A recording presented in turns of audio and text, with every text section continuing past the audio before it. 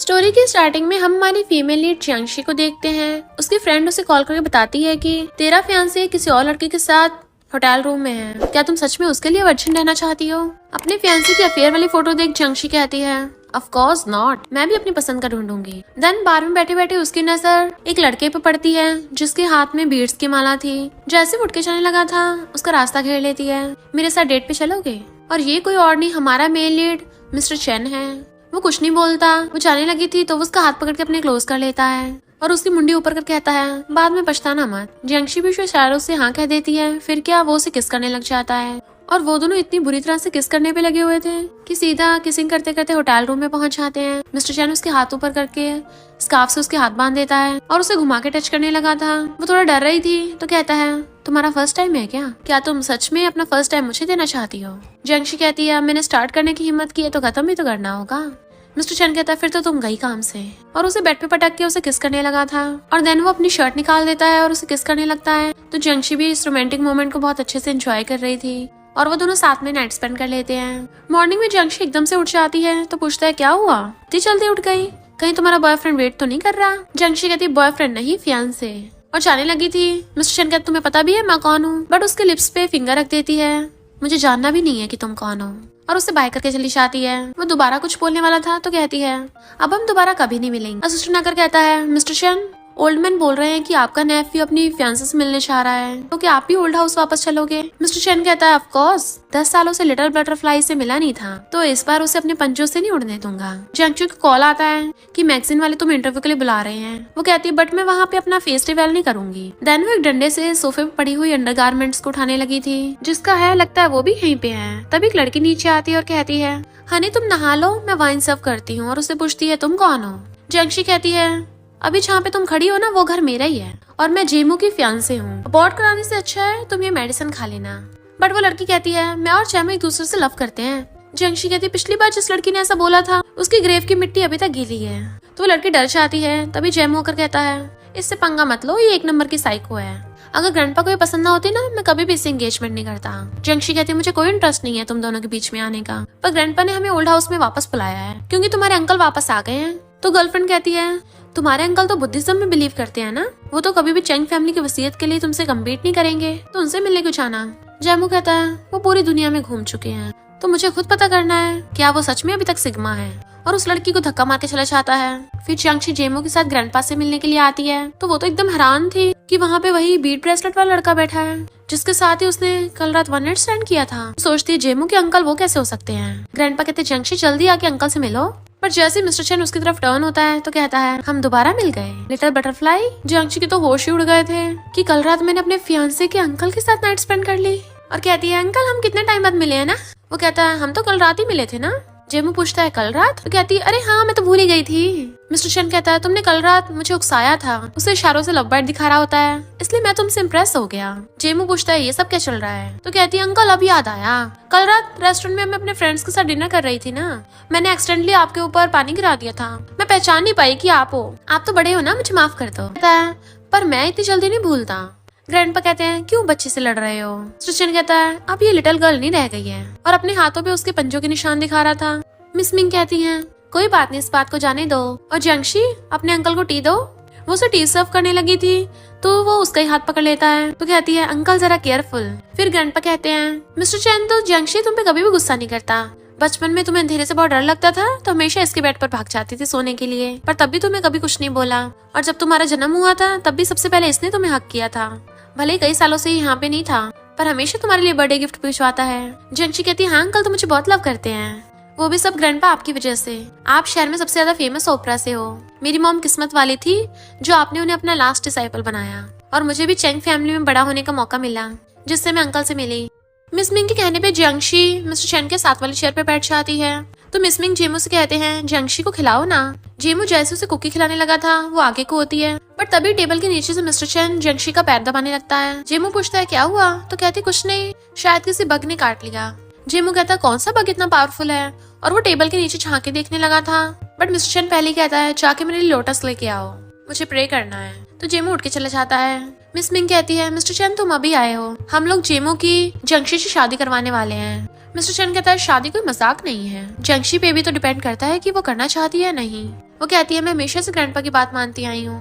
Grandpa कहते जियांगशी एक बार Jiang family में जाके अपने डैड से भी मिल लेना। मिस्टर चेन अभी भी जियांगशी को बार बार टच किए जा रहा था तो वो जल्दी से उसका हाथ दूर कर देती है और वॉशरूम का बहाना मार के चली जाती है। बट जैसे वो वॉशरूम में आती है मिस्टर चेन जल्दी से आके उसे घेर लेता है और किस करने के लिए उसके काफी क्लोज होने लगा था। तो वो मुंह फिर के कहती है अंकल। तो वो कहता है क्यों अब तुम गुड गर्ल होने का प्रिटेंड नहीं करोगी। तो कहती है हर किसी के अंदर कहीं ना कहीं मॉन्स्टर ही छुपा होता है, चलो ऐसे प्रिटेंड करते हैं जैसे कल रात को छुआ ही नहीं था। और जाने लगी थी बट वो उसे पकड़ के टेबल बिठा देता है। तुम्हें लगता है तुम मेरे चंगुल से उड़ पाओगी। तो कहती है ओवर एक्ट मत करो, हम बड़े हो गए हैं और भूलो मत मैं तुम्हारे नेफ्यू की फियांसे हूँ। मिस्टर चेन गुस्से से अपने चश्मा निकाल के उसकी मुंडी पकड़ के उसे किस करने लग जाता है। जियांगशी उसे हटा रही थी बट वो जोर से उसे किस करने पे लगा हुआ था। वो हाथों से रोकने की कोशिश करती है तो उसके हाथ पकड़ लेता है बट उसे फिर भी किसिंग करते हुए छोड़ नहीं रहा था और किस भी ऐसे जैसे कि वो उसे कच्चा ही खा जाएगा। बाहर से जेमू आवाज मारता है जियांगशी तुम अंदर क्या कर रही हो। तो वो उसे हटाने की कोशिश कर रही थी। जेमू गेट खोलने लगता है तो वो जल्दी से उसे धक्का मार के अंदर से गेट लॉक कर लेती है। पर मिस्टर चेन तो कहाँ रुकने वाला था, वो उसे गेट पे पकड़ के किस करने लग जाता है। जेमू गेट पे कान लगा के सुन रहा था, ऐसा लग रहा अंदर से आवाज आ रही हो और पूछता है क्या कर रही हो। जियांगशी बड़ी मुश्किल से खुद को मिस्टर चेन से छुड़ाती है और कहती है तुम चाहते क्या हो। वो कहता है उससे शादी मत करो। उसका फेस अपनी तरफ कर लेता है, मुझे पता तुम उसे बिल्कुल भी लाइक नहीं करती हो, मुझे चाहिए मैं उसमें हेल्प कर सकता हूँ, इस शादी से अपनी जिंदगी तबाह मत करो। उसकी आंखों में आंसू थे। फिर हम पास्ट का सीन देखते हैं जब वो बच्ची थी तो वो हाफ मंथ के बाद कोमा से उठी थी और उठते पूछती है मिस्टर चेन कहाँ है। पर ग्रैंडपा बताते हैं पता नहीं अचानक उससे क्या हुआ, बुद्धा बनने के लिए बाहर चला गया। तो जियांगशी सैड होती है कि उसने तो मुझे बोला था हमेशा मेरे साथ रहेगा, पर जब मैं इतना बीमार हुई मुझे छोड़ के चला गया। और सोचती है सबसे पहले तुमने मुझे छोड़ा था। उसे धक्का मार देती है और कहती है मुझे तुम्हारी हेल्प की जरूरत नहीं है। देन उसका हाथ पकड़ के अंदर ले जाती है कि अगर तुमने बाहर कुछ बताया ना तो मैं ग्रैंडपा को बोलूंगी तुमने फोर्स किया था। और वहाँ पे पर्दा लगा देती है। मिस्टर चेन सोचता है लिटिल बटरफ्लाई मैं कभी भी तुम्हारी उस जेमू से शादी नहीं होने दूंगा। इधर बाहर जेमू चिल्ला रहा था तो जियांगशी जाके गेट खोल के बाहर आती है। वो पूछता है इतना टाइम कैसे लग गया। तो कहती है मैं अपना मेकअप ठीक कर रही थी। देन वो जियांग फैमिली में आती है। आंटी कहती है पहले बताना तुम आ रही हो तो तुम्हारे लिए खाना बनवा देते हैं। तो कहती है कोई बात नहीं। डैड पूछते हैं क्या तुमने प्रोजेक्ट के लिए जेमू से बात की। वो कहती है जेमू बहुत ज्यादा काम में बिजी है तो मुझे मौका नहीं मिला इस बारे में बात करने का। डैड कहते तुम्हारी प्रॉब्लम क्या है, इतनी इंपॉर्टेंट चीज भूल गई। जियांगशी कहती है जेमू अभी शादी में बिजी है ना, उसने मेरे लिए कुछ गिफ्ट भी प्रिपेयर किया है। डैड कहते हैं तुम्हारी एंगेजमेंट को इतना टाइम हो गया, तब तक तो शादी कर लेनी चाहिए थी।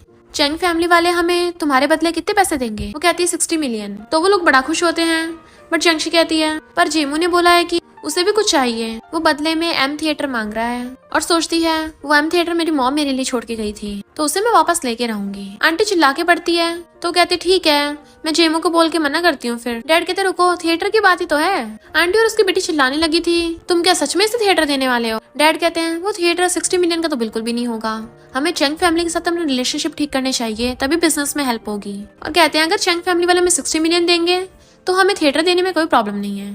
वो कहते ठीक है शादी के बाद मैं प्रोजेक्ट की भी बात करूंगी। और चाहती सोचती है धीरे धीरे अपना सब कुछ वापस ले लूंगी। फिर वो पर्दा हटाती तो वहाँ पर एक पेंटिंग थी जिसे देखकर वो रोने लग जाती है क्योंकि वो अपनी मॉम को बहुत ज्यादा मिस कर रही थी। देन उसे उसकी मैनेजर का कॉल आता है जो बोल रही थी कि मिस्टर पे आपसे मिलने वाले हैं। तो वो मिस्टर पे से मिलने के लिए उस जगह पे आती है बट वहाँ का सुपरवाइजर बताता है कि मिस्टर पे तो नहीं है बट जो भी बंदा है वो मिस्टर पे से भी कम नहीं है, उससे ज्यादा पावरफुल ही है। तो जियांगशी अंदर जाके आती है सॉरी तुम्हें वेट कराने के लिए। बट वो कोई और नहीं मिस्टर चेन ही होता है। तो वो हैरान अंकल। सुपरवाइजर पूछता है तुम दोनों एक दूसरे को जानते हो।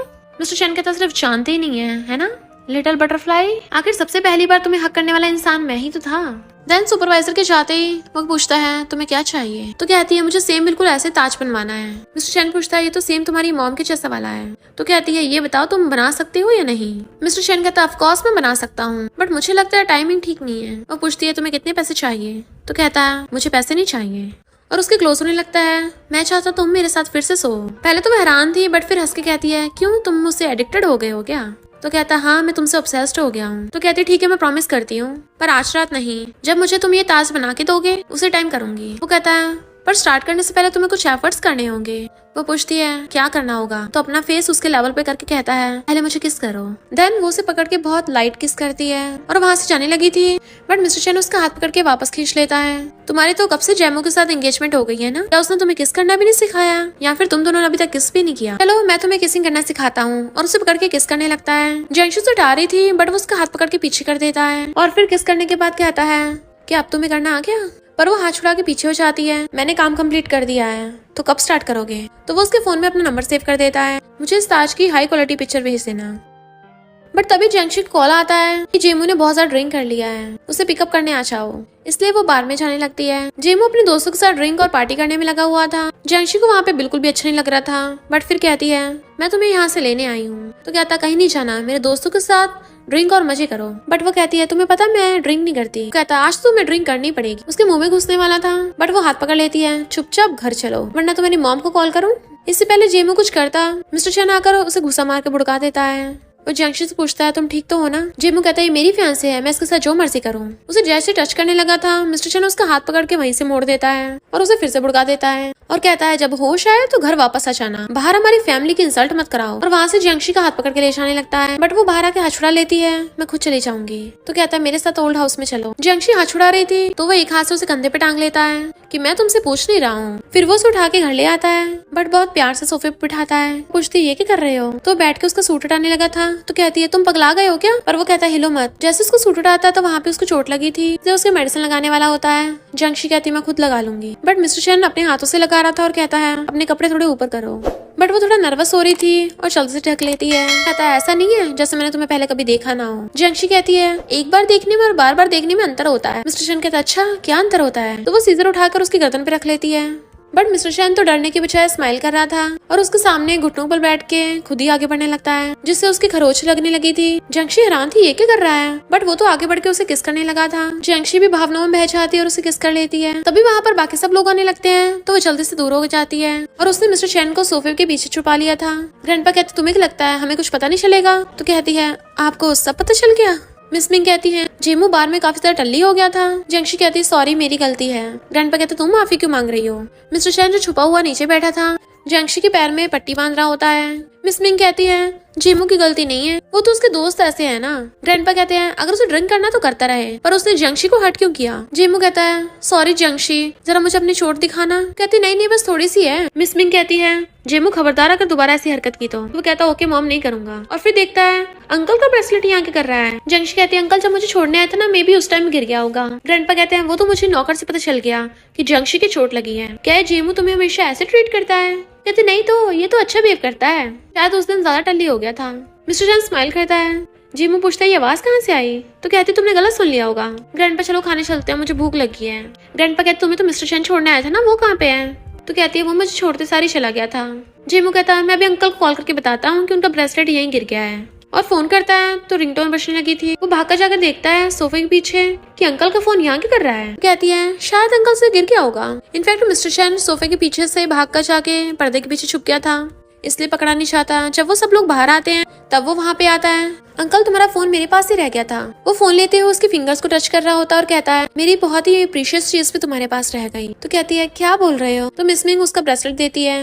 ग्रैंडपा कहते हैं तुम अभी तक बड़े नहीं हुए क्या, तुम्हारे नेफ्यू जेमू की जंगशी से शादी होने वाली है और तुम उनके अंकल हो। मिस्टर चैन कहता है ऐसी शादी में क्या फायदा जिसमें सिर्फ ह्यूमिलेशन मिले, मुझे कोई इंटरेस्ट नहीं है। ग्रैंडपा कहते हैं तुम चुप ही रहो, मैं तुम्हें शादी को बोल रहा हूँ जेल जाने को नहीं। फिर देखना सारे गुड गर्ल्स की तो शादी हो जाएगी, तब तुम क्या करोगे। मिस्टर चैन कहता है अगर मैं चाहूँ तो शादी के बाद भी उसे वापस पा सकता हूँ। और जंगशी की तरफ देख रहा था, बट उसे कॉल आता है कि बॉस आपकी परफॉर्मेंस होनी है। तो वो काम का बोलकर चली जाती है। देन वो अपनी ओपरा परफॉर्मेंस देती है जो सब ऑडियंस को बहुत पसंद आई थी। उसकी मैनेजर कहती है बॉस आप अपनी आइडेंटिटी कब रिवील करोगी, सब लोग आपको इनविटेशन भेज रहे हैं ताकि आपको देख सकें। और बताती है कि 10 साल पहले मैंने चैंग फैमिली में ओपरा सीखा था।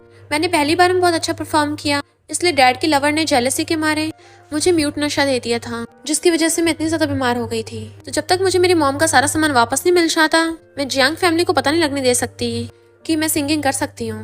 तो मैनेजर कहती चिंता मत करो, मैं तुम्हारी आइडेंटिटी किसी को नहीं बताऊंगी। फिर जब जंगशी घर आती है तो वहाँ उसकी फेवरेट कुकीज रखी थी और मेट बताती है कि मिस्टर चैन तुम्हारे लिए लेके आए हैं। इतने वहाँ पर मिस्टर चैन आ जाता है और पास बैठ के उसके कपड़े उठाने लगा था। तो कहती है क्या कर रहे हो, और वो तो उसकी चोट देखने लग जाता है। पट्टी को सही से करके बटरफ्लाई शेप में बांध देता है। तो कहती है तुम बीमार हो क्या। तो कहता है हाँ मुझे ऑब्सेसिव डिसऑर्डर हो गया है। तो वो उसे डिजाइन का सैंपल दिखाता है तो बड़ा खुश होती है, ये तो बिल्कुल सेम मेरी मॉम जैसा वाला है। मिस्टर चैन कहता है जब तुम इतनी खुश हो तो कुछ करो ना। फिर वो पहले तो उसे घूरती है, देन फिर श्रिम्प खा के उसे किस कर देती है। अब मिर्ची लगेगी अब मजा आएगा। मिस्टर चैन कहता है मैं इसकी बात नहीं कर रहा था, कल पार्टी है तुम्हें मेरे साथ चलना है, पर अगर तुम्हें किस देना हो तो मैं तो खुशी से एक्सेप्ट कर लूंगा। और हाँ पार्टी के लिए लेट मत होना, मुझे ट्रेडिशनल ड्रेस पहनने वाली लड़कियां पसंद है। तो सोचती अगर मुझे पहले पता होता तो मैं बिल्कुल नहीं पहनती। और सोचती है मैं सिर्फ 30 मिलियन सेव कर पाई हूँ, मुझे जियांग फैमिली वालों को 60 मिलियन नहीं बोलना चाहिए था, मुझे कैसे भी करके और पैसों का इंतजाम करना होगा। फिर वो स्टोर में जाने लगती है तो मिस्टर चेन को देख के हैरान कि मैं जहाँ भी जाती हूँ ये वहीं पे मिल जाता है। वो कहता है लिटिल बटरफ्लाई। कहती है कि कोइंसिडेंस है तुम भी यहाँ। वो कहता है मैं तो कपड़े ऑर्डर करने आया हूँ और तुम। तो कहती है तुम्हें ट्रेडिशनल ड्रेस पहनने वाली लड़कियां पसंद है ना। वो स्माइल करता है तो कहती है मेरा वो मतलब नहीं था, मैं बस अंकल तुम्हें एम्बेरस नहीं करवाना चाहती। स्टोर का मैनेजर उसे बॉस बोलने वाला था बट जियांगशी तभी बात को पलट देती है ताकि मिस्टर चेन को पता न चल जाए कि ये स्टोर जियांगशी का ही है। फिर जियांगशी से कहती है अंकल यहाँ के कपड़े बहुत एक्सपेंसिव होते हैं, मैं तुम्हें कहीं और ले चलती हूँ। वो कहता है तुम्हें क्या लगता है मुझे पैसों की कमी है, और तुम तो यहाँ के रेगुलर कस्टमर हो, इसका मतलब तुम्हें यहाँ के कपड़े पसंद हैं। उसे ड्रेस चूज करने को कहता है तो पूछती है उसकी एज और साइज बताओ। तो कहता है बिल्कुल तुम्हारे जितनी। वो पूछती है क्यों अपनी गर्लफ्रेंड को देनी है। तो वो उसे कमर से पकड़ क्लोज कर लेता है तुम जेलस हो रही हो। कहती है अब जब तुम्हें पैसों की कमी नहीं है तो मैं सबसे बेस्ट फैब्रिक चूज करती हूँ और जानबूझ के मिलियंस वाला चूज करती है। वो पूछता है तुम्हें ये फैब्रिक पसंद है तो इसी फैब्रिक में अलग अलग कलर की ड्रेसेस ऑर्डर कर देता है। तो सोचती है ये तो सच में बहुत ज्यादा रिच है, इतने सारे ऑर्डर कर रहा है, पता नहीं कितनी लड़कियों को गिफ्ट देगा। मैनेजर कहता है आप मिस जियांगशी की फ्रेंड हो तो आपको थोड़ा डिस्काउंट दे देता हूँ। बट जियांगशी उसे इशारा कर रही थी तो मैनेजर सोचता है हर कस्टमर को 10% डिस्काउंट देते हैं पर बॉस चाहती है कि इसे मैं कोई डिस्काउंट ना दूं। मिस्टर चेन चेक पकड़ा देता है। मैनेजर पूछता है साइज क्या है ड्रेस का। तो मिस्टर चेन कहता है कोई जरूरत नहीं है साइज लेने की, क्योंकि मैं जिसे ड्रेस देने वाला हूँ वो बिल्कुल जियांगशी के सेम साइज की है। जियांगशी सोचती है पता नहीं कौन सी बेवकूफ लड़की है जो इसके चंगुल में फंस गई। मिस्टर चेन क्लोज हो कहता है तुम ये ड्रेस ट्राई करो। वो पूछती है बाद में तो मुझे पहननी है। तो कहता है क्यों, तुम अंकल की बात नहीं मानोगी। उसे टच कर रहा था तो जियांगशी ड्रेस ट्राई करने के लिए चाहती है बट उसे जिप नहीं लग रही होती। बट मिस्टर चेन भी ड्रेसिंग रूम में अच्छा आता है और उसे टच करने लगा था। वो पीछे घूमती है तुम्हें किसने आने दी अंदर। तो कहता है तुम्हें तो हेल्प के लिए बुला रही थी। वो कहती है मैंने सेल्स गर्ल को बुलाया था। तो कहता है वो अभी बिजी हैं, बाहर सिर्फ मैं और मैनेजर थे, तुम क्या चाहती हो मैनेजर आके तुम्हारी हेल्प करे। वो कहते हैं अगर चाहे तो आ सकता है। तो गुस्से से उसके मुंडे पकड़ लेता है मजाक मत करो। तो कहती है क्यों, तुम लड़कों की तो बाहर बहुत सारी होती हैं, तो मैं सिर्फ अकेले तुम्हें क्यों डेट करूं। मिस्टर चेन कहता है अच्छा होगा तुम सिर्फ मुझे डेट करो और मैं सिर्फ तुम्हें डेट करूंगा। और पीछे से उसकी बैक को टच कर रहा था, वो उसे हटा रही होती है। तो कहता है वेट करो बस हो गया, और उसकी जिप लगा देता है। वो जल्दी से दूर होती है तो कहता है दोबारा मिलेंगे। तो सोचती है इसने मुझे फिर से देख लिया। नेक्स्ट सीन में जियांगशी वहाँ पे आती है तो मिस्टर चेन उसे देख के स्माइल करता है। वो लोग पूछते हैं हम भी तो सोचे कौन है लड़की। तो ये मिस्टर चेन की गर्लफ्रेंड है, तुम दोनों कितने परफेक्ट मैच हो। जियांगशी कहती गलत मत समझना, ये अंकल हैं। वो लोग कहते हैं अच्छा तो तुम जेमू की गर्लफ्रेंड हो। जब उन लोगों को पता चलता है कि जियांगशी की मॉम चेंग फैमिली वालों की डिसाइपल है तो वो उसे बिजनेस के लिए पूछने लगते हैं, इसलिए वो अपना उन्हें बिजनेस कार्ड दे देती है। फिर वहाँ एक लड़की आकर मिस्टर चेन को बुला रही थी। जियांगशी सोचती है कहीं यही तो वो लड़की नहीं है जिसे मिस्टर चेन खुश करना चाहता हो।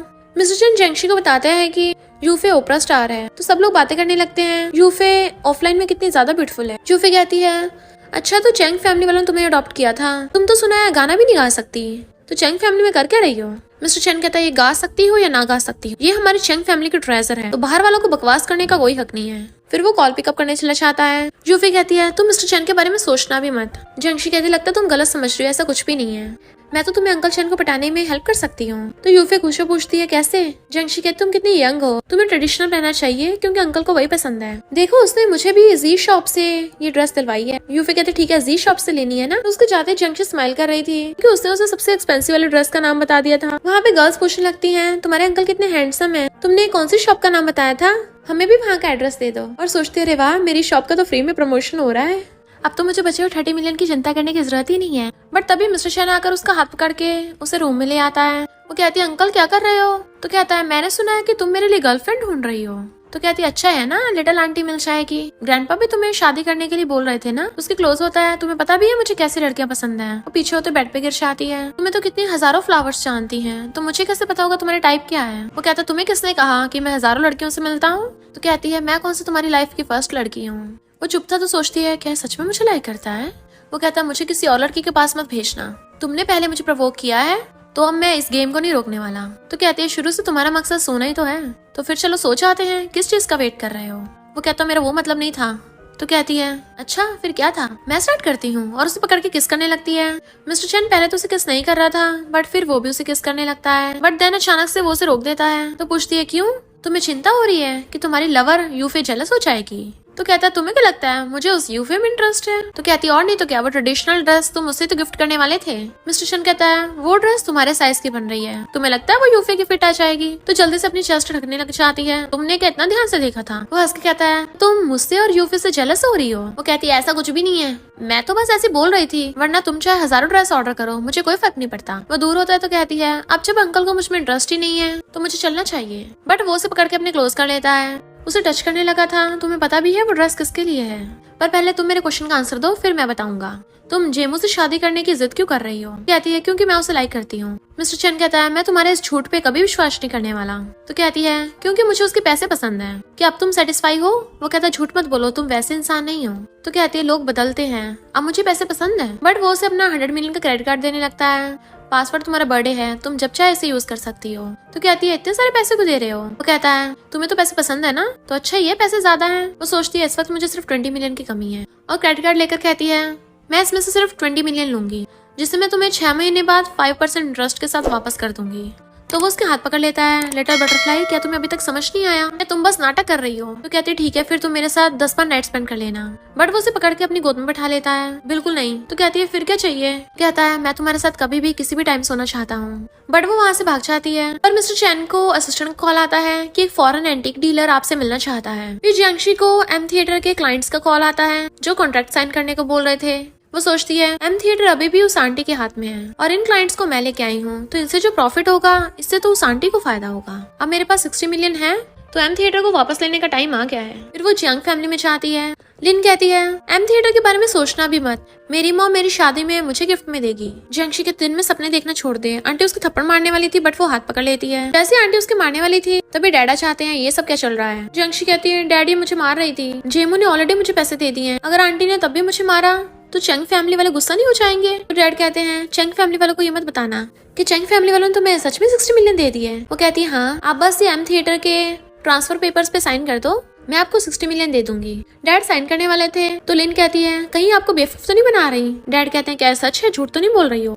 वो कहती है यकीन नहीं तो मेरा बैंक बैलेंस देख लो, 60 मिलियन है इसमें। तो डैड खुश होकर साइन कर देते हैं। वो कहती है एक बार मैं उसको कॉन्ट्रैक्ट दिखा दूं, उसके बाद 60 मिलियन आपको दे दूंगी और चंग फैमिली वालों को आपकी हेल्प करने को बोलूंगी। और चाहते सोचती है एक बार मुझे एम थिएटर मिल जाए फिर तो मैं तुम्हें सीधा हेल्प में भेजूंगी। डैड आंटी और लिन से कहते हैं अगर उसे दोबारा परेशान की ना तुम दोनों को छोड़ूंगा नहीं। बट लिन गुस्से से किसी को कॉल करती है। जियांगशी खुश होकर अपनी मैनेजर को बता रही थी तो कहती है इसका मतलब अब आपको अपनी आइडेंटिटी नहीं और छुपानी पड़ेगी।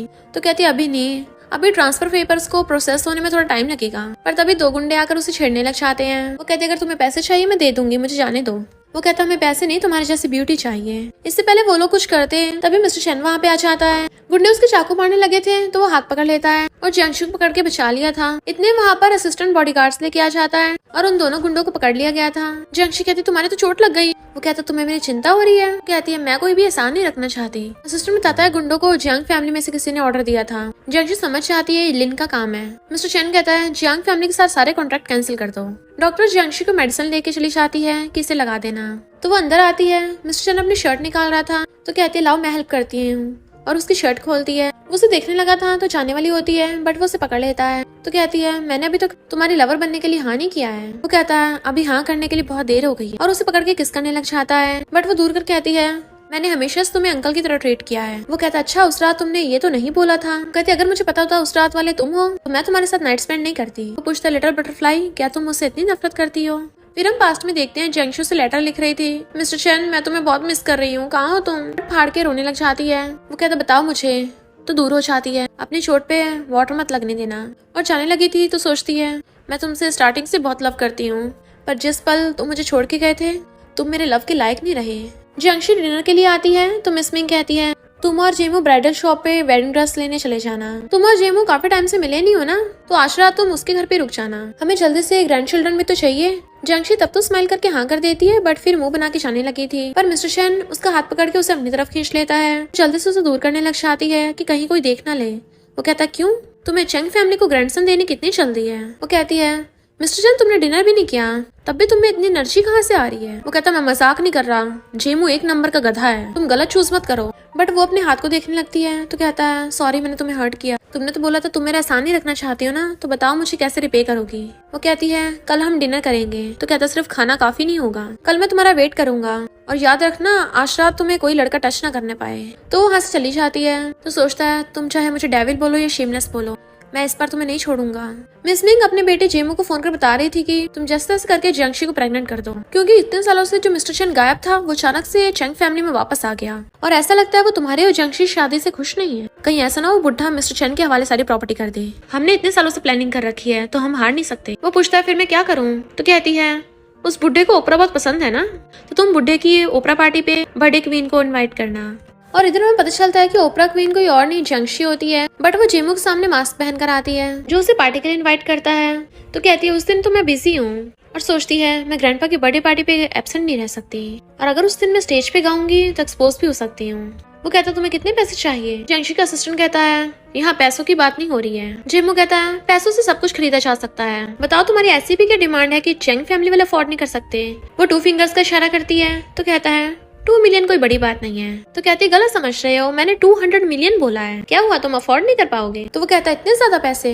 तो कहती है अगर मुझे कोई मेरी पसंद का मिल जाए तो मैं उसके लिए पूरा शो फ्री में भी कर देती हूँ, बट अगर मुझे कोई पसंद का ना हो तो फिर चाहे सामने वाला मुझे गोल्ड का पहाड़ ही क्यों ना दे दे, अभी उसके लिए गाना गाने के लिए मुंह नहीं खोलूंगी। असिस्टेंट गेस्ट को जाने को बोलो। तो जेमू गुस्से से चला जाता है। मिस्टर चेन जियांगशी को मैसेज करता है तो वो जल्दी से वहाँ पे पहुँचती है। वो फिश को देखने लगी थी और गिरने वाली होती है, तभी मिस्टर चेन आकर उसे पकड़ लेता है। वो कहता अभी तक खाना नहीं खाया, तुम शावर लेने पूल में चली थी। वो कहती है अंकल तुम्हें एक्साइटमेंट बहुत ज्यादा पसंद है ना। और आंटी उन दोनों को साथ में देख लेती तो फोटो खींच लेती है। अब देखती हूँ कैसे जेमू से शादी करेगा। मिस्टर चेन जियांगशी से कहता है खड़ी क्या देख रही हो, जल्दी करो। वो सोचती है इस डेविल से रुका भी नहीं जा रहा और क्लोज होकर उसके पास बैठ जाती है। तो कहता है तुम क्या चाहती हो, खाना खाते हुए मैं तुम्हें अपनी गोद में बिठाऊं?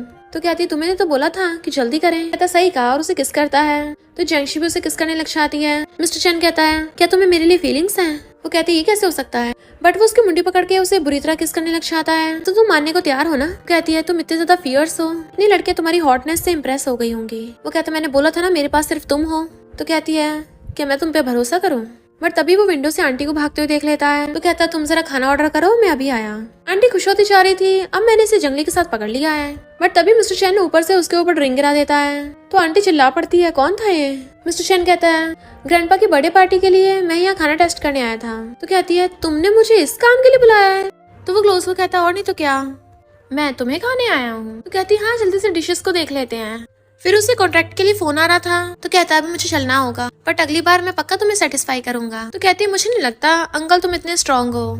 तो क्लोजो कहता है क्यों, तुम दोबारा से ट्राई करना चाहती हो? वो कहती है तुम्हें तो जरूरी काम था ना, पहले वहाँ चले जाओ।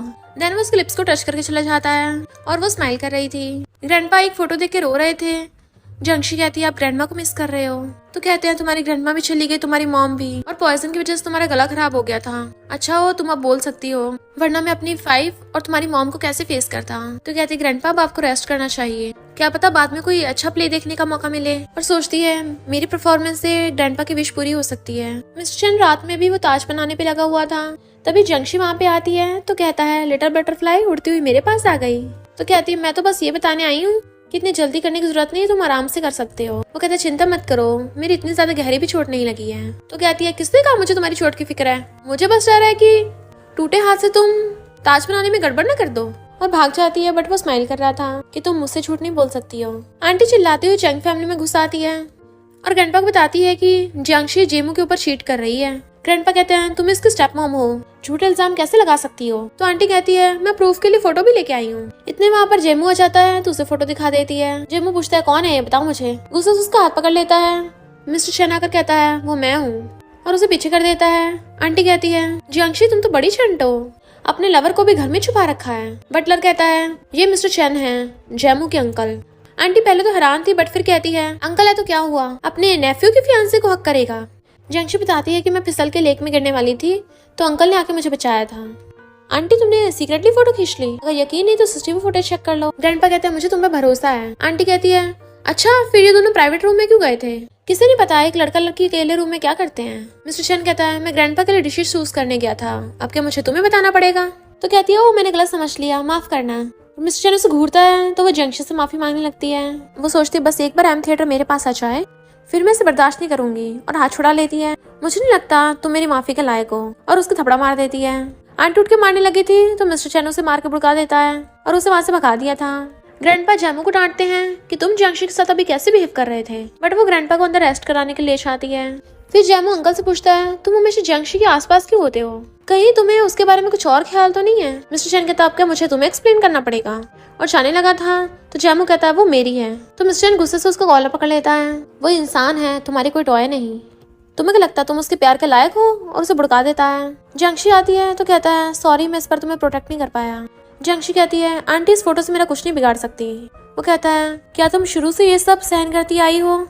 सॉरी मुझे बहुत पहले ही आ जाना चाहिए था। उसे टच करने लगा था बट वो पीछे होकर वहां से चली जाती है और सोचती है, आंटी अब जब तुमने पहल करी थी है तो मैं नई पुरानी सारी दुश्मनी तुमसे अब निकालूंगी। और अपने डैड को जाके फोटो दिखाती है कि आंटी मेरी चैंग फैमिली में शादी बर्बाद करना चाहती है, जिस वजह से जैमू मुझसे गुस्सा हो गया। डैड कहते हैं, मैं जाकर उसे पनिश करूंगा। फिर जंगशी कहती है, मुझे ऐसा लगता है आंटी कंपनी में कुछ फाइनेंशियल गड़बड़ कर रही है। डैड कहते हैं, ठीक है मैं इस बारे में चेक करूंगा, पर तुम्हारी चैंग फैमिली से शादी नहीं टलनी चाहिए। ओपरा क्वीन अपना शो कंप्लीट करने के बाद जा रही थी बट तभी कुछ लोग उसे इनवाइट करने के लिए आते हैं। वो मना करती है तो वो उसका रास्ता घेर लेते हैं कि हमारे बॉस ने तुम्हें बुलाया है। उसका एक ऊपर से कपड़ा उतार दिया था। तभी मिस्टर चैन उसे लात मार के भुड़का देता है तो कहता है, मेरा बॉस पावरफुल कंपनी से है, तुम्हारी इतनी हिम्मत उसके खिलाफ जाओगे? मिस्टर चैन कहता है, मुझे लगता है मुझसे कोई पंगा नहीं ले सकता। दूसरा गुंडा उस पर अटैक करने चाहता है बट वो तो उसको भी लात मार के भुड़का देता है। तो वहाँ से डर के मारे भाग जाते हैं। मिस्टर चैन कहता है, तुम ठीक तो हो ना? और सोचता है, ये तो बिल्कुल जंगशी जैसी लग रही है। तो कहती है, थैंक यू मेरी जान बचाने के लिए। वो कहता है, तुम्हारे कपड़े खराब हो गए। उसे अपना ब्लेजर पकड़ा देता है। तो पूछती है, तुम यहाँ क्या कर रहे हो? वो कहता है, मैं तुमसे मिलने आया हूँ। तो सोचती है, कहीं से मेरी आइडेंटिटी तो नहीं पता चल गई। वो कहता है,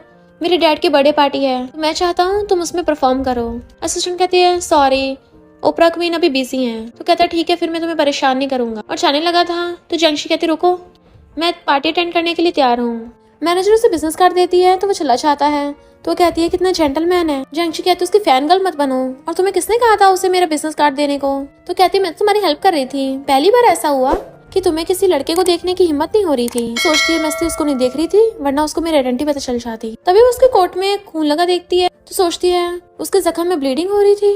और फिर वो मिस्टर चैंग के रूम में आती है बट वो जल्दी से अपनी चोट को कवर कर लेता है। तो कहती है, क्या हुआ तुम डर गए? मैं कहीं तुम्हारी बॉडी ना देख लूं? उसको क्लोज कर कहता है, तुम तो जब चाहे मेरे कपड़े उतार सकती हो बट फिर आगे जो होगा उसकी जिम्मेदार तुम खुद होगी। तो वो वहाँ से चली जाती है। मिस्टर चैंग अपनी चोट पे मेडिसिन लगाने लगा था। तभी वो फिर से वापस आती है और कपड़ा हटा के देखती है उसकी चोट अभी भी ब्लीडिंग कर रही है। तो उसकी पट्टी बांधने में हेल्प करने लगी थी। वो पूछता है, लिटिल बटरफ्लाई क्या तुम मुझे जरा सा भी लाइक करती हो? वो सोचती है, क्या ये मेरे लिए सीरियस है? और कहती है, नहीं तो। और उसे मेडिसिन खाने को देती है बट वो उसके हाथों से खाता है। फिर वो उसे टिप्स देने लग गई थी कि शावर लेते टाइम अपनी चोट का ध्यान रखना कि उसे पानी टच ना हो और बिल्कुल लाइट खाना खाना। बट वो हंस रहा था और कहता है, मेडिसिन बहुत कड़वी थी, क्या मैं थोड़ी सी स्वीट्स खा सकता हूँ? कहती, तुम बच्चे हो क्या? अभी किचन से लेके आती हूँ। बट वो उसे पकड़ के अपनी गोद में बैठा लेता है और मुझे अभी चाहिए और उसे किस करने लगा था। मेड उसे सूप देने आती है तो वो उसका बड़ा ध्यान रख रहा था कहीं गरम गरम उसके न लग जाए। ग्रैंडपा पूछते हैं, तुम्हारा फेस इतना रेड क्यों हो रहा है जंगशी? मिस्टर चैन उसका फोरहेड टच करता है, इसको तो फीवर भी नहीं है, लगता है कल रात तुम सही से सो नहीं पाई है ना लिटिल बटरफ्लाई? ग्रैंडपा पूछते हैं, तुम सही से क्यों नहीं सो पाई? किस बात की चिंता थी? वो कहती, नहीं तो ग्रैंडपा, मुझे बस रात थोड़ी अजीब आवाजें आ रही थी तो वो बीच में उठ गई थी। मेड कहती है, लगता घर में चूहा घुस आया है। मिस्टर चैन कहता है, फिर तो चेकिंग करनी होगी कहीं उस माउस के टीथ बहुत शार्प ना हो। तभी तो ऐसी जगह पे काट लिया जहाँ नहीं काटना चाहिए था और अपने लिप्स पे टच कर रहा था। तो वो टेबल के नीचे से उसके पैर पे पैर मारती है। मिस मिंग आकर जंगशी को ग्रैंडपा की बर्थडे पार्टी में पहनने के लिए बहुत बेकार सी ड्रेस देती है। वो सोचती है, जब तक मेरा काम पूरा नहीं होता मुझे अच्छी डॉटर इन लॉ बनने की एक्टिंग करनी होगी।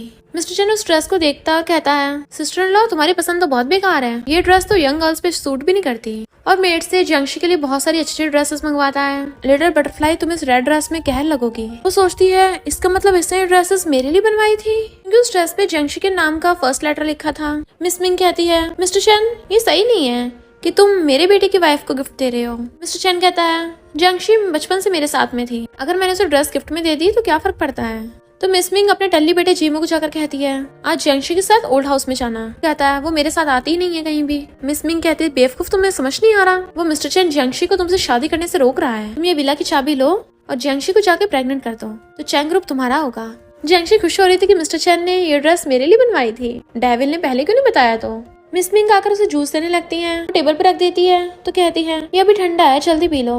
जंगशी कुछ गड़बड़ लग रही थी बट वो फिर भी पीने लगती है। रात में जेमू जंगशी के रूम में घुस आता है और देखता है उसने सारा जूस पी लिया। तो उसके क्लोज आने लगा था, बट वो नींद में फेस टर्न कर लेती है। वो दोबारा से उसके क्लोज आने लगता है तो उसे मार देती है और फिर ब्लैंकेट लेके उसकी जो धुलाई करती है कि मेरे रूम में स्कम्बैग घुस आया है। उसके चिल्लाने की आवाज सुन मिस्टर चेन वहाँ पे आ जाता है। जियांशी को बचा के उसे लात मार के भुड़का देता है। उसे और मारने लगा था तो वो उसका हाथ पकड़ के रोकती है। मिस्टर चेन कहता है, जेमू तुम ही आके कर रहे हो? जियांशी कहती, पता नहीं, ये अचानक से आके मुझे टच करने लगा, मुझे लगा कोई बुरा गुंडा होगा, मुझे थोड़ी ना पता था जेमू होगा। मिस्टर चेन कहता, तुम इतनी घटिया हरकत कैसे कर सकते हो? तो कहता है, मैं तो बस ऐसे देखने आया था। तो कहती है, मेरे रूम तो लॉक था, तुम अंदर कैसे घुस आए? मिस्टर चेन नीचे गिरी हुई चाबी उठा लेता है। तुमने मेड से चाबी चुराई? वो कहता, तो क्या हो गया, ये मेरी फियांसे है, क्या मैं इसके रूम में भी नहीं आ सकता? तो मिस्टर चेन उसको थपड़ा मार देता है। भले ही तेरी फियांसे है, पर इसका मतलब ये नहीं कि जो इसे पसंद नहीं तो उसके लिए फोर्स करेगा। जेमू कहता है, मैं जब चाहे इसके साथ जो मर्जी कर सकता हूँ, तुम कौन होते मुझे रोकने वाले? मिस्टर चेन कहता है, इसने तो कभी तुझे खुद को टच भी नहीं करने दिया, तो ये तेरी कैसे हो गई? जेमू कहता है, जियांशी तुमने इसे ये बात भी बता दी, हम दोनों के बीच में कभी कुछ हुआ नहीं? और गुस्से से वहां से चला जाता है। वो पूछता है, तुम ठीक तो हो ना? तो कहती है, ये बात ग्रैंडपा को मत बताना। वो कहता है, इतना सब कुछ हो गया, तुम तब भी उसे डिफेंड कर रही हो? कहती है, मैं उसे प्रोटेक्ट नहीं कर रही हूँ, ग्रैंडपा की पार्टी आने वाली है, मैं फालतू को बखेड़ा नहीं करना चाहती। तो कहता है, इसका मतलब क्या तुम अकेली साइन करोगी? और जाने लगा था तो कहती, रुको, शायद ग्रैंडपा को अपना नेक्स्ट बर्थडे सेलिब्रेट करने का मौका ना मिले, उनको लिवर कैंसर है। मैं नहीं चाहती वो अपने बर्थडे पे सैड हो, क्योंकि ग्रैंडपा ने मेरी और जेमू की शादी अरेंज की थी। अगर उन्हें पता चला कि जेमू मेरे साथ ऐसे बिहेव करता है तो वो खुद को ही ब्लेम करेंगे। कहता, तो तुम इस वजह से जेमू से शादी करना चाहती हो? तुमने मुझे बात बताई क्यों नहीं? तो कहती है, ग्रैंडपा को लगा तुम्हें चिंता होगी, तो वो उसे हक कर लेता हो के प्रॉमिस, और उसे रेस्ट करने को बोल के चला जाता है। जियांशी सोचती है, मिस मिंग ने अपनी बेटी को प्रॉपर्टी दिलाने का क्या अच्छा प्लान बनाया था। तो अच्छा हुआ मैंने इस नशे का पहले एंटीडोट खा लिया था। जियांशी अब पूरी तरह से एम थिएटर की बॉस बन गई थी। उसको अंदर आते देख आंटी कहती, तुम्हारी हिम्मत कैसे हुई आने की? जियांशी कहती है, सी एम थिएटर मेरा है, और बोर्ड मेंबर्स को पेपर्स दिखाती है। देन वो आंटी को वहाँ से फायर कर देती है। आंटी कहती है, मैं अभी तेरे डैड को कॉल करती हूँ। डैड वहीं पे आ जाते हैं तो शिकायत करने लगती है। डैड को आंटी के घोटाले का पता चल गया था कि उसने 2 साल में 20 मिलियन कंपनी से गायब कर दिए। जियांशी बहुत सारे क्लाइंट्स लेके आई थी, सारे बोर्ड मेंबर्स उसी का साथ देते हैं। तो आंटी गुस्से से भाग जाती है। डैड कहते हैं, अब तुम्हें एम थिएटर मिल गया है ना, तो मुझे 60 मिलियन ट्रांसफर कर दो। तो कहती है, हाँ मैं इस बारे में जेमू से बात करूंगी। मिस मिंग आगे जियांशी कहती है, जेमू तुम्हारा फैन से है, अगर तुम्हें टच कर लेगा तो क्या हो जाएगा? तुम इतने सालों से हमारे घर पे रह के तो खाना खा रही हो। जियांशी कहती है, मैं तुम्हारे नहीं ग्रैंडपा के घर पे रही हूँ। तुम दोनों को पता है ग्रैंडपा मुझे तुम दोनों से ज्यादा प्रेफर करते हैं। तुम्हें लगता है मुझे तुम्हारे प्लान का पता नहीं चलेगा? तुम अपने बेटे को प्रॉपर्टी दिलाने के लिए सब कर रही हो। मिस मिंग उसको थप्पड़ मारने वाली थी तो वो हाथ पकड़ लेती है। अब मुझे तुम्हारी डॉटर इन लॉ बनने का नाटक करने की जरूरत नहीं है, तो मैं फालतू में तुम्हें सहन नहीं करने वाली। कल रात तुमने मेरे जूस में नशा मिलाया था। मिस मिंग कहती है, हाँ मिलाया था, अब क्या तुम बुड्ढे को बताओगी? वो विश्वास नहीं करेंगे। वो कहती है, हाँ अभी मेरे पास कोई प्रूफ नहीं है, पर मेरे पास जीमू के कारनामों की बहुत सारी फोटोज हैं। अगर ग्रैंडपा को पता चला इस नमूने की बहुत सारी लवर्स हैं, पता नहीं कितनी फीमेल मॉडल्स के साथ ये सोया है। अरे हाँ 52 है टोटल। ग्रैंडपा तो गुस्से के मारे मेरी इसके साथ एंगेजमेंट ही कैंसिल कर देंगे। तुम्हें लगता है मैं सच में तुम्हारे इस यूजलेस बेटे के साथ शादी करना चाहती हूँ? जिमू उसको थप्पड़ मारने वाला था, तभी वहाँ पर मिस्टर चेन आ जाता है और ग्रैंडपा को भी साथ में लाया था। ग्रैंडपा को जीमू की सच्चाई पता चल गई थी और कहते हैं, जियांशी मुझे माफ कर दो, मैंने इस नमूने के साथ तुम्हारी एंगेजमेंट कराई, तो मैं शादी कैंसिल करता हूँ। अब से जियांशी तुम मेरी ग्रैंड डॉटर हो और चेंग फैमिली में रह सकती हो जब तक तुम्हें कोई स्वीट हार्ट नहीं मिल जाता। इस पर मैं तुम्हें तुम्हारी पसंद वाले से शादी करवाऊंगा। और जिमूस कहते हैं, नलायक निकल जाए यहाँ से। तभी उनकी तबीयत खराब होने लगती है। तो बटलर जल्दी से उन्हें मेडिसिन देता है और वो जल्दी से उन्हें हॉस्पिटल लेके आते हैं। जियांशी रो रही थी, सब मेरी गलती है, मुझे ग्रैंडपा को बताना नहीं चाहिए था। तो वो उसे छुपाता है, गलती तुम्हारी नहीं उस जेमू की है। जैसे जेमू आता उसको कॉलर पकड़ लेता है, अगर उन्हें कुछ हुआ ना तो तू जिंदा नहीं बचेगा। तो मिस मिंग जीमू को उसे छुड़वा के ले जाती है। डॉक्टर बताते हैं कि हमने इस बार तो उनकी जान बचा ली, बट उनका हार्ट बहुत ज्यादा वीक है, तो सर्जरी की जरूरत पड़ेगी। जियांशी को परेशान दे, वो कहते चिंता मत करो, मैं बेस्ट डॉक्टर से इलाज करवाऊंगा। फिर ग्रैंडपा सर्जरी के बाद ठीक हो जाते हैं तो वो बड़ा खुश होती है। देन वो तीनों साथ में मिलके डिनर करते हैं और ड्रिंक करने के लिए चीयर्स करते हैं। तो जियांशी कहती है, ग्रैंडपा आप अभी ड्रिंक नहीं कर सकते, और खुद उनके बदले का पीछे आती है। और टल्ली को कहती है, ग्रैंडपा अभी तो आपको हजारों साल जीना है। ग्रैंडपा मिस्टर चेन को बोलते हैं कि टल्ली हो गई है, इसको इसके रूम में छोड़ाओ। मिस्टर चेन उसे पकड़ के उसके रूम में छोड़ने आता है, बट अंदर से गेट बंद करके उसे अपने क्लोज कर लेता है। कहते हैं, अंकल क्या कर रहे हो, ग्रैंडपा देख लेंगे। वो कहता है, अब ग्रैंडपा बिल्कुल ठीक है, अगर उन्हें पता भी चल गया तो वो धीरे धीरे एक्सेप्ट भी कर लेंगे। उसे किस करने वाला था बट वो दूर कर देती है। वो कहता है, लिटिल बटरफ्लाई अब तो तुमने जेमू के साथ एंगेजमेंट तोड़ दी है, तो प्लीज तुम मुझे मौका नहीं दे सकती? मैं सबके सामने तुमसे शादी करना चाहता हूँ। वो कुछ सोचने लगी थी। हम बचपन का सीन देखते हैं। जियांशी अपने बालों में दुपट्टा लगा लेती है और कहती है, अंकल जब मैं बड़ी हो जाऊंगी ना तब मैं तुमसे शादी करूंगी। उसने कहा था लड़कियों को ऐसी बात इतनी इसलिए नहीं बोलनी चाहिए। मेड आकर कहती है, मिस्टर चेन तुम कितने लकी हो, इतनी लड़कियां तुम्हारे लिए फाइट कर रही हैं। वो सोचती है 10 साल पहले तुम्हें छोड़ के चले गए थे और अब मुझसे शादी करना चाहते हो, तो कैसे तुम पे भरोसा करूं? और कहती है, मुझे ये मजाक पसंद नहीं। वो कहता है, मैं मजाक नहीं कर रहा। तो कहती है, अब से मैं भी तुम्हारे साथ मजाक नहीं करूंगी। चाहे जेमू हो या तुम हो या दुनिया का कोई भी लड़का हो, मुझे किसी के साथ शादी नहीं करनी है। पूछता है क्यों? तो कहती है मेरी मॉम भी मेरे डैड से बहुत लव करती थी, पर आखिर में उन्हें क्या मिला? धोखा। जेमू ने बोला था वो मुझे लाइक करता है, पर वो तो हर रोज अपनी गर्लफ्रेंड बदलता था। अब तो मुझे लड़कों पे भरोसा भी नहीं रहा। वो कहता है ठीक है, हम डायरेक्ट मैरिज सर्टिफिकेट ले लेते हैं, क्या पता तुम्हें बाद में मुझसे प्यार हो जाए। वो कहती है दुनिया में इतने सारे लड़के हैं, तुम्हें ऐसा क्यों लगता है कि मैं तुम्हें लाइक करूंगी? तो क्लोजो कहता है क्योंकि तुम्हारी बॉडी मुझसे लव करती है। बट उसे धक्का मार देती है, तुम डेविल हो क्या? पर तभी उसे बाहर से आवाज आती है तो कहती है जल्दी जाओ। उसे रूम से बाहर निकाल के अंदर से गेट बंद कर लेती है। नेक्स्ट डे ग्रैंडपा की बर्थडे पार्टी थी तो जंगशी उनको गिफ्ट ला के देती है। जेमू भी गिफ्ट देने लगा था और ग्रैंडपा तो उसकी तरफ ध्यान भी नहीं देते। मिस्टर शन वहाँ पे आता है तो जेमू कहता है अंकल तुम कौन सा कोई गिफ्ट लाए हो? मिस्टर शन कहता किसने कहा? वो क्लैपिंग करता है। तभी सब लोग वहाँ पे लिखा पढ़ लेते हैं और कहते हैं मिस्टर शन में सिर्फ इतनी पावर्स है कि वो ओपरा क्वीन को इनवाइट कर सके। जेमू चिढ़ा हुआ था, उसने मुझे तो मना कर दिया था और इसके लिए हाँ कर दी। सब लोग वहाँ पे ओपरा के लिए बैठ जाते हैं और जियांगशी चुपके से वहाँ से पीछे से निकल जाती है। ओपरा क्वीन अपना परफॉर्मेंस देती है जो सब लोगों को बहुत ज्यादा पसंद आता है। ग्रैंडपा कहते हैं इस लड़की की एज तो बिल्कुल जियांगशी के बराबर है और देखते हैं जियांगशी कहाँ गई। जेमू कहता है देखा, उसे तो फिक्र ही नहीं आपकी पार्टी की। मिस्टर शन कहता है शायद वो वॉशरूम गई होगी। देन वो ओपरा क्वीन को रेस्ट करने को बोल के जियांगशी कॉल करने लगा था, पर तभी उसका फोन बजने लगता है। तो मिस्टर शन उससे पूछता है ओपरा क्वीन तुम अपना फोन क्यों नहीं उठा रही हो? तो कहती है स्ट्रेंजर का कॉल है। वो कहता है फिर तुम काट दो।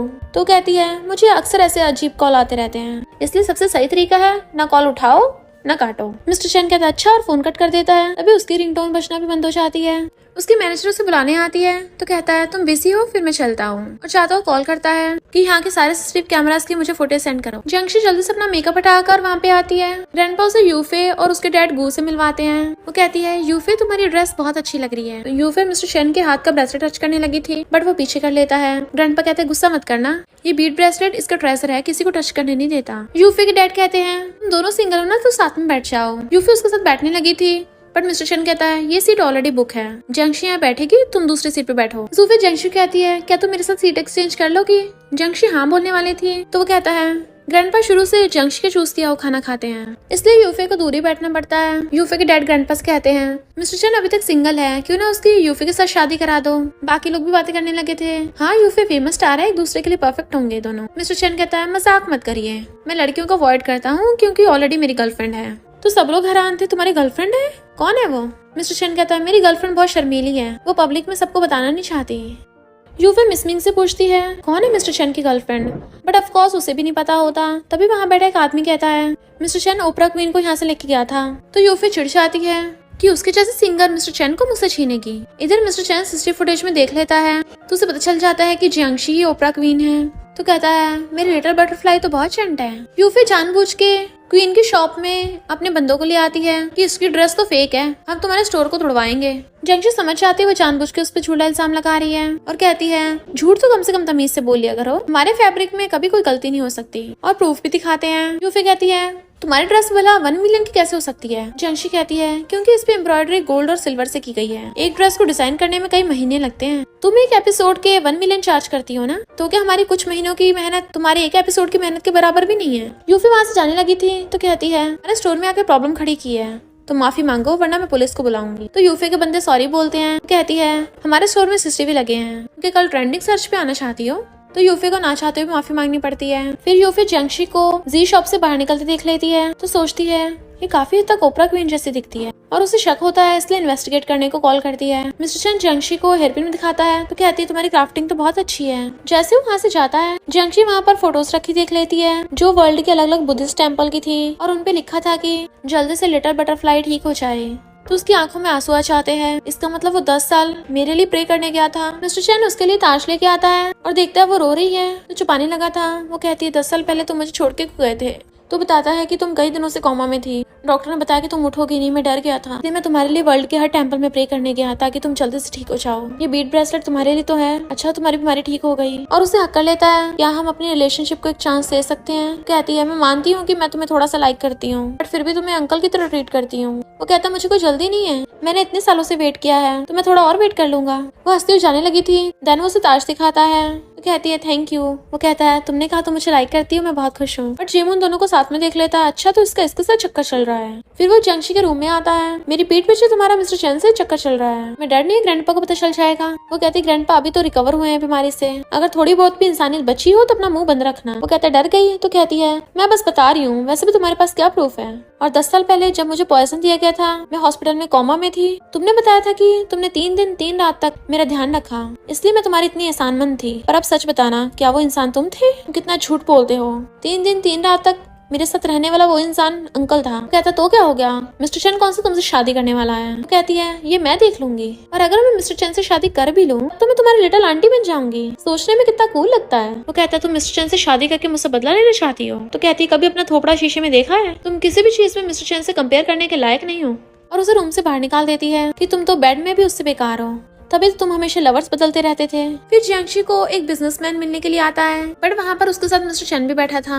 वो आदमी कोई और नहीं, एंजिन होता है, जिसके बंदे पहले जियांशी को लेने आए थे। तो वो उसके लिए माफी मांगता है और मिस्टर चैंग से उसे इंट्रोड्यूस करवाने वाला था। वो कहती है मैं इसे पहले से जानती हूँ। जब जियांशी वहाँ से जाने लगी थी, मिस्टर चैन उसका रास्ता घेर लेता है। तो कहती है ये क्या कर रहे हो? वो कहता है तुम्हें क्या लगता है एक घूंघट की वजह से मैं तुम्हें पहचान नहीं पाऊंगा? और उसका मास्क हटा देता है। तो कहती है अंकल। वो कहता अब भी मुझे अंकल बोलने की हिम्मत कर रही हो? अगर उस इंजन को तुम्हारी आइडेंटिटी पता चल जाती तुम प्रॉब्लम में फंस सकती थी। तुम्हें पता भी है वो पुरानी चीजों को ब्लैक में बेचता है। पता नहीं उसके हाथों पे कितनों का खून लगा है कि पुलिस भी उस पर नजर रख रही है। वो कहती है अंकल। तो कहता मुझे अंकल मत बोलो। लिटिल बटरफ्लाई, मैं तुम पे गुस्सा नहीं करना चाहता, पर बात को समझो, तुम अभी डेंजर सिचुएशन में हो, तो किसी को पता मत लगने देना कि तुम जियांशी हो। तो कहती मैंने तो किसी को नहीं बताया, तुम्हें भी तो खुद ही पता चला है। आवाज सुन वो जल्दी से उसका मुंह बंद कर देता है। बाहर से आवाजें आ रही थी कि लगता है मिस्टर चैन और ओपरा क्वीन में स्पेशल रिलेशनशिप है। तो वो उसको मास्क पहनाकर कहता है तुम्हें मेरी बंदी बनने का प्रिटेंड करना पड़ेगा, सिर्फ तभी मैं तुम्हें प्रोटेक्ट कर सकता हूँ। तो कहती है कौन तुम्हारी बंदी है? और जैसे वहाँ पर एंचिंग आता है वो उसे अपने क्लोज करने लग जाता है। ये मेरी है। जियांशी बीमार होने का नाटक करती है तो मिस्टर चैन उसे वहाँ से ले जाता है कि मैं तुम्हें खतरों से दूर रखना चाहता हूँ। तो कहती है तुम्हारे होते मुझे डरने की जरूरत भी नहीं है। मिस्टर चैन शावर लेने चला जाता है तो वो डैड को कॉल कर कहती है कि बिजनेसमैन आपके हेडपीस को बाय करना चाहता है। डैड पूछते हैं कौन है वो, कितने पैसे देने को तैयार है? तो कहती है तुमने एन कंपनी की एंचिंग के बारे में तो सुना ही होगा। डैड कहते हैं वो तो बहुत बड़ी कंपनी है ना, मुझे कम से कम 100 मिलियन चाहिए। वो कॉल कट करके सोचती है ये बुढ़ा मेरी मॉम के हेडपीस को बेचना चाहता है। डिनर के टाइम पे ग्रैंडपा सबको बताते हैं कि कंपनी को संभालने वाला कोई होना चाहिए। अब जब मिस्टर चैन वापस आ गया है तो वही चैंग ग्रुप का इंचार्ज बनेगा और तुम दोनों को तुम्हारे खर्चे पाने के लिए पैसे मिलते रहेंगे। बट वो लोग गुस्से से उठ के चले जाते हैं। जियांशी बाहर आती है तो मिस्टर चैन आके पूछता है क्या उस एंचिंग को कॉल आया था? वो कहती है वो बिजनेस डील के लिए रेडी है, बट वो बोल रहा है सिर्फ मैं अकेली आऊँ। मिस्टर चैन कहता है इसका मतलब उसके टारगेट तुम हो। अगर हम पुलिस को उसके खिलाफ प्रूफ दे दें तो भाग नहीं पाएगा। अगर तुम अपने डैड से वो हेड पीस वापस ले लो तो एंजिंग से मिलने का रिस्क नहीं लेना पड़ेगा। इसलिए जियांशी डैड से मिलने आती है। वो कहते हैं आधे पैसे तो मिल गए हैं, बाकी कब मिलेंगे? बट वो उनसे कॉन्ट्रैक्ट पे साइन करा लेती है। डैड कहते हैं हेड पीस मैं तुम्हारे लिए भिजवा दूंगा। तो वो उसे टच करके देखने चाहती है। फाइनली मुझे मेरी मॉम की चीज वापस मिल गई।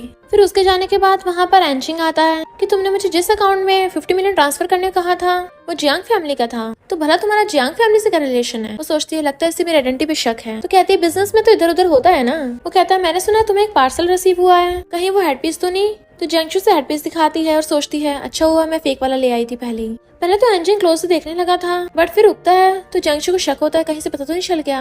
बट एंजिंग कहता है जल्दी से कॉन्ट्रैक्ट साइन कर लेते हैं और बाकी बचे पैसे भी ट्रांसफर कर दूंगा। तो कहती है अब तुम्हें जाना चाहिए। वो कहता है मैं सिर्फ इस हेडपीस के लिए नहीं आया, तुम्हारे लिए भी आया हूँ। तो कहती है बट मैं अभी अपने रिहर्सल में बिजी हूँ। और फोन करने लगती है तुमने सिग्नल ब्लॉक करवा दिए। और उसके बंदे सब करने लगे थे, पर तभी वहाँ पर पुलिस आ जाती है तो वो भागते हैं। मिस्टर चैन वहाँ पर भाग कर आता है तुम ठीक तो हो ना? इनफैक्ट मिस्टर चैन ने वहाँ पे पुलिस बुलाई थी। बट ग्रैंडपा से कॉल कर बुलाते हैं और कहते हैं मेरे आगे घुटने टेको। वो घुटनों पर बैठता है तो कहते हैं सच बताना क्या तुमने जियांशी को बुली किया? वो हाँ करता है। तो ग्रैंडपा फैमिली रूल्स के अकॉर्डिंग उसके चाबुक मारने लगे थे तो जियांशी ने रोकती है। मिस्टर चैन उसे दूर कर देता है और ग्रैंडपा से कहता है पर मैंने कोई गलती नहीं की है। ग्रैंडपा कहते तुम्हें पता है जियांशी अभी बच्ची है। वो कहता है वो अभी बच्ची नहीं रही। ग्रैंडपा मारने लगे थे, जियांशी कहते रुक जाइए, अगर मारना तो मुझे मारिए, मेरी गलती है, मैंने स्टार्ट किया था। बट मिस्टर चैन उसे चुप करा देता है। ग्रैंडपा कहते हैं जियांशी तुम्हें से डरने की जरूरत नहीं है, और अब जब तुमने जियांशी को परेशान किया है तो तुम्हें उसकी रिस्पॉन्सिबिलिटी भी लेनी पड़ेगी। जाके उसे मेरे सर्टिफिकेट ले लो और शादी कर लो। यूफी पहले तो खुश हो रही थी, बट फिर ये सुन कहती है आप इन दोनों के साथ होने के लिए हाँ कर रहे हो? ये दोनों तो सेम जनरेशन के है भी नहीं। बटलर कहता है तुम पुराने जमाने में रह रही हो क्या? मिस्टर चैन जियांशी का ब्लड रिलेटेड अंकल नहीं है, तो उन दोनों को अपना प्यार चुनने का हक है। और तुम्हें कैसे इन दोनों के बारे में पता? क्या तुम इन दोनों को फॉलो कर रही थी? यूफे कहती है, मैंने जियांगशी को जी शॉप से बाहर निकलते देखा था और यही ओपरा क्वीन है, मिस्टर चेन की गर्लफ्रेंड। ग्रैंडपा हैरान, जियांगशी तुम ओपरा क्वीन हो? बटलर यूफे को वहाँ से भगा देता है। जियांगशी कहती, सॉरी ग्रैंडपा, मैंने आपको बताया नहीं, मेरा गला तो बहुत टाइम पहले से ठीक हो गया था, मुझे बस जियांग फैमिली वालों को सबक सिखाना था, इसलिए आपको नहीं बता पाई। ग्रैंडपा कहते, मैं तो खुश हूँ कि तुम ठीक हो, मैं तुम दोनों के रिश्ते के खिलाफ नहीं हूँ, पर क्या तुम सच में मिस्टर चेन को लाइक करती हो? तो कहती है, वो बहुत अच्छा है, मैं उसे बहुत पसंद करती हूँ। ग्रैंडपा कहते, ये सुन के मुझे अच्छा लगा। वो कहती, ग्रैंडपा आप गुस्सा नहीं करोगे, मैंने आपको पहले नहीं बताया? ग्रैंडपा कहते, मैं समझता हूँ, मैं बुढ़ा हूँ ना, इसलिए तुम्हें लगा कि शायद मैं समझ ना पाऊँ इस बात को। वो कहती, चलो पास्ट की बातें नहीं करते हैं, और उन्हें हक्का लेती है। फिर जियांगशी मिस्टर चेन से आकर पूछती है, तुम्हारी चोट ठीक तो है ना? वो कहता है, थोड़ी सी चोट से कुछ नहीं होता। ओल्ड मैन को पता लग गया, ये अच्छी बात है, घूमो जरा। वो जैसे घूमती है उसे नेकलेस पहना देता है और फिर कहता है, अब जब ग्रैंडपा ने हमारी शादी को हाँ कर दिया है, तब तुम्हारा क्या कहना है? वो कहती है, तुम क्या बस मुझे नेकलेस देके पटाना चाहते हो? अब जब तुम चैंग ग्रुप के वारिस हो, मुझसे शादी करना चाहते हो, थोड़ा सिंसियर बनो ना। और हंसते चली जाती है। अंकल पुलिस से भागकर लोगों के साथ आके हाथ मिला लेता है। उस ओपरा क्वीन ने मुझे फंसाया है ना, अब देखना उसके साथ क्या करता हूँ। बट उस ओपरा क्वीन की आइडेंटिटी क्या है? तो यूफी आकर कहती है, वो जियांगशी ओपरा क्वीन है। तो वो लोग हैरान थे। ग्रैंडपा घर से गायब थे, तो मिस्टर चेन कहता है, मैं ग्रैंडपा को ढूंढने जा रहा हूँ, तुम घर पे रह के अपना ध्यान रखना। पर जियांगशी को कॉल आता है कि तुम्हारा बुढ़ा मेरे पास है, अगर किसी को बताया तो वो जिंदा नहीं बचेगा। तो वो वहाँ पे आती है कि ग्रैंडपा कहाँ है? एंजिन कहता है, वो बुढ़ा सो रहा है, अगर तुम मेरी बातें मानोगी तो वो जिंदा रहेगा, तो मेरे साथ फौरन चलो। वो कहती है, पहले मुझे ग्रैंडपा को देखना है। तो कहता है, तुम मेरी जगह पे आके मुझसे बहस करोगी? मिस्टर चेन आके देखता है कि जियांगशी घर पे नहीं है, तो उसकी लोकेशन चेक करता है और जल्दी से भागता है। फिर वो एंजिन को बुड़का के जियांगशी को बचा लेता है। एंजिन कहता है, तुम मुझे नहीं मिली तो किसी को नहीं मिल पाओगी। उसके चाकू मारने लगा था, पर मिस्टर चेन आ गया चाहता है। बॉडीगार्ड्स एंजिन को पकड़ लेते हैं। जियांगशी कहती है, मिस्टर चेन तुम ठीक तो हो ना? उसके ऊपर गिर जाता है। तो कहती है, मैं प्रॉमिस करती हूँ मैं तुमसे शादी करूंगी, पर तुम्हें कुछ नहीं होना चाहिए। वो कहता है, देख लो, तुमने कहा है, बाद में मुकरना मत। और उसके ऊपर गिर जाता है। यूफे बैंकरप्ट हो गई थी। जेमो और मिस मिंग को पुलिस पकड़ के ले जाती है। जियांगशी को उसका डैड कॉल कर कहता है, वो एंजिन तो क्रिमिनल था, पुलिस ने उसको अरेस्ट कर लिया है और मैंने उसके साथ डील की थी, तो पुलिस मेरे पीछे पड़ी है। इधर लॉयर आकर डैड के घर के साथ साथ उसकी कंपनी भी टेक ओवर करने लगे थे। वो कहते हैं, पता भी है मेरी बेटी चेंग फैमिली की फियांसे है, कि नहीं तो उसे कॉल करता हूँ। जियांगशी कहते, जरूरत नहीं, मैं आ गई हूँ। डैड कहते हैं, चलो जल्दी से मेरी हेल्प करो, वरना मैं बैंकरप्ट हो जाऊंगा। वो कहती है, अब इसमें मैं कुछ नहीं कर सकती, क्योंकि तुम्हें बर्बाद करने की ये सारी प्लानिंग मेरी तो है। तुमने मेरी मॉम को धोखा दिया था ना, उनकी पीठ पीछे ये मिस्ट्रेस और ये लेजिटिमेट बेटी थी। इस शौक की वजह से मॉम इतनी बीमार हो गई, पर तुमने तब भी उनकी केयर नहीं की। डैड अपनी गलती की माफी मांगते हैं। तो कहती है, अब बहुत देर हो गई है,